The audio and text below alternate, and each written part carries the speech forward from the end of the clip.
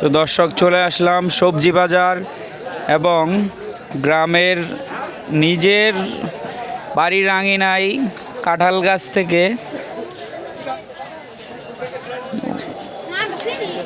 বিক্রির উদ্দেশ্যে আনা যে কাঁঠালগুলো, এগুলো ভাই, এই কাঁঠালগুলো কত চাচ্ছেন? দাম কত? এগুলো 120 টাকা করে।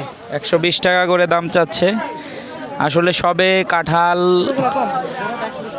ও আচ্ছা দর্শক, এই বড় কাঁঠালটা 120 টাকা, আর ছোটোগুলোর দাম 50 টাকা করে বিক্রি করতেছে। আর পাশেই আরেকটি ভাই, এটা বিচি কলা বলা হয়, বা আমাদের জামালপুরের আঞ্চলিক ভাষায় ভীমটা কলা বলা হয়।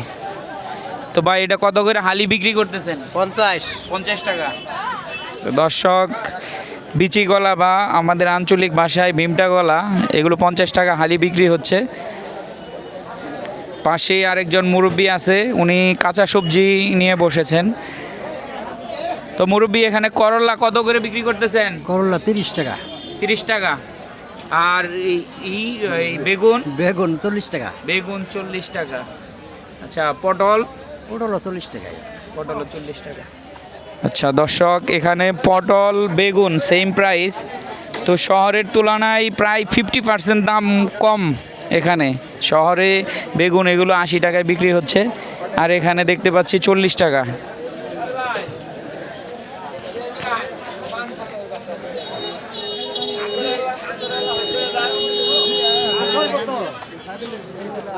এই তো পিছনে আরেকজন মুরব্বী, উনিও কলা নিয়ে বসছে। এই কলাগুলোর নাম কি? এটা হচ্ছে মজবুত কলা। মজবুত কলা।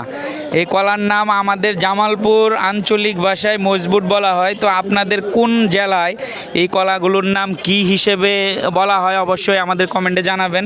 আর কলাগুলো হালি কত বিক্রি করতে? হালি 30 টাকা, 25 টাকা, 30 টাকা, ছোট বড় আছে।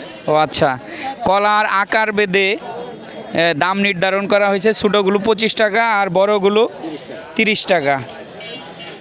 তো দর্শক, আমাদের সাথে থাকবেন, আমরা আরও বাজার ঘুরবো, আর বাজারের কোন জিনিসের কত দাম সেগুলো জানানোর চেষ্টা করব। এটা আমাদের নিজস্ব ইউটিউব